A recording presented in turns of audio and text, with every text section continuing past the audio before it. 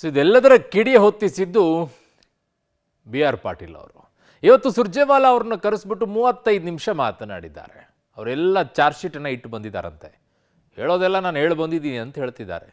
ಉಳಿದಿದ್ದು ಅವ್ರಿಗಿಷ್ಟ, ನನ್ನ ಕೆಲಸ ಏನೋ ಅದನ್ನು ಹೇಳಿ ಬಂದಿದ್ದೀನಿ ಅಂತ ಹೇಳಿ. ಹಾಗಿದ್ದಾಗ ಬಿ ಆರ್ ಪಾಟೀಲ್ ಅವರು ಸುರ್ಜೇವಾಲಾ ಅವ್ರ ಮುಂದೆ ಇಟ್ಟಂತಹ ಚಾರ್ಜ್ ಶೀಟ್ನಲ್ಲಿರುವಂಥ ಅಂಶಗಳು ಏನು, ಯಾವ ವಿಚಾರವನ್ನು ಅವರು ಪ್ರಸ್ತಾಪ ಮಾಡಿದ್ದಾರೆ, ಅವುಗಳನ್ನು ಡೀಟೇಲ್ ಆಗಿ ಹೇಳ್ತೀವಿ ನಿಮಗೆ. ಸೊ ಸಚಿವರ ವಿರುದ್ಧ ಈಗ ಬಿ ಆರ್ ಪಾಟೀಲ್ ಅವರು ಏನು ಚಾರ್ಜ್ ಶೀಟನ್ನು ಸಲ್ಲಿಕೆ ಮಾಡಿದ್ದಾರೆ ಅನ್ನೋದನ್ನು ಜಮೀರ್ ಅಹಮದ್ ಖಾನ್ ಅವರು ವಸತಿ ಸಚಿವರು, ಅವರೆಲ್ಲೂ ಕೂಡ ಸಚಿವರ ಹೆಸರು ಹೇಳದೇನೆ ಇಲಾಖೆಯ ವಿಚಾರದಲ್ಲಿ ಮಾತ್ರ ಹೇಳಿ, ಒಂದು ಮನೆ ಕೊಡಬೇಕು ಅಂತಂದರೆ ಮನೆ ಕೊಡಬೇಕು ಅಂತ ಹೇಳೋದವರು, ದುಡ್ಡು ಕೊಟ್ಟರೆ ಮಾತ್ರ ಮನೆ ಸಿಗುತ್ತೆ ಅಂತ, ಇಲ್ಲದೇ ಇದ್ದರೆ ಮನೆ ಇಲ್ಲ ಅಂತ ಹೇಳಿ. ಸೊ ಹಾಗಾಗಿ ಅವ್ರ ಲೆಟ್ರಿಗೂ ಕೂಡ ಯಾವುದೇ ರೀತಿಯಾದಂಥ ಕಿಮ್ಮತ್ತಿರಲಿಲ್ಲ. ಅವ್ರದ್ದೇ ಲೆಟ್ರನ್ನು ಒಬ್ಬ ಗ್ರಾಮ ಪಂಚಾಯತಿ ಅಧ್ಯಕ್ಷ ತೊಗೊಂಡು ಹೋಗಿ ಕಾಸು ಕೊಟ್ಟು ಮನೆ ಕೊಡಿಸ್ಕೊಂಡು ಬರ್ತಾನೆ. ಸೊ ನಮಗೆ ಇನ್ನೆಲ್ಲಿ ಬೆಲೆ ಉಳೀತು ಅನ್ನುವಂಥದ್ದನ್ನು ಅವ್ರು ಹೇಳಿದರು.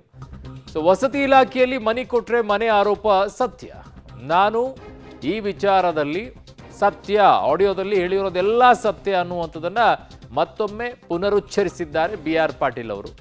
ಸೊ ಸುರ್ಜೇವಾಲಾ ಅವ್ರ ಮುಂದೆ ಹೇಳಿದ್ರು ಕೂಡ ಇದನ್ನೇ, ದುಡ್ಡು ಕೊಟ್ಟರೆ ಮನೆ, ಇಲ್ಲ ಅಂದರೆ ಇಲ್ಲ. ನಾನೊಬ್ಬನೇ ಅಲ್ಲ, ಬಹುತೇಕ ಶಾಸಕರದ್ದು ಕೂಡ ಇದೇ ಪರಿಸ್ಥಿತಿ ಅನ್ನುವಂಥದ್ದು ಬಿ ಆರ್ ಪಾಟೀಲ್ ಅವರ ಆರೋಪ.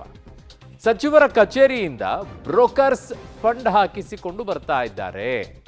ಬ್ರೋಕರ್ಸ್ ಸಚಿವರ ಕಚೇರಿಯಿಂದ ಶಾಸಕರು ನೇರವಾಗಿ ಹೋಗಿ ಫಂಡ್ ಕೇಳಿದಾಗ ಯಾಕೆ ಸಿಗಲ್ಲ, ಆದರೆ ಬ್ರೋಕರ್ಸ್ ಹೋಗಿ ಬರ್ತಾರೆ, ಅವ್ರಿಗೆ ಸಿಗತ್ತೆ, ನಾವು ಹೋದ್ರೆ ಯಾಕೆ ಸಿಗಲ್ಲ? ಸಚಿವರು ಕಿವಿ ಹಿಂಡುವ ಕೆಲಸ ಆಗಲೇಬೇಕು, ಸಚಿವರ ಕಿವಿ ಹಿಂಡುವಂಥ ಕೆಲಸ ಆಗಲೇಬೇಕು ಅನ್ನುವಂಥದ್ದು ಬಿ ಆರ್ ಪಾಟೀಲ್ ಅವರ ಆರೋಪ. CM DCM ಒಂದು ಹಂತಕ್ಕೆ ಹೇಳ್ಬಹುದು ಅಷ್ಟೇ, ಅದಕ್ಕಿಂತಲೂ ಮೀರಿ ಅವರು ಹೋಗಕ್ಕಾಗೋದಿಲ್ಲ. ಹಾಗಾಗಿ ಸಚಿವರ ಕಿವಿ ಹಿಂಡುವಂಥ ಕೆಲಸ ಆಗಬೇಕು, ಇಲ್ಲ ಸಚಿವರ ಬದಲಾವಣೆ ಆಗಬೇಕು.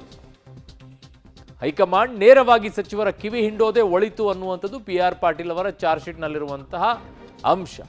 ಹೈಕಮಾಂಡೇ ಇದಕ್ಕೆ, CM DCM ಮಾತೆಲ್ಲ ಕೇಳಲ್ಲ, ಒಂದು ಹಂತದವರೆಗೆ ಆಗ್ಬೋದು. ಸಚಿವರ ನಡೆಯಿಂದ ಶಾಸಕರಿಗೆ ಸಾಕಷ್ಟು ಅಸಮಾಧಾನವಾಗಿದೆ ಅನ್ನುವಂಥದ್ದನ್ನ ಬಿ ಆರ್ ಪಾಟೀಲ್ ಅವರು ಹೇಳಿದ್ದಾರೆ ಸುರ್ಜೇವಾಲಾ ಅವರ ಮುಂದೆ.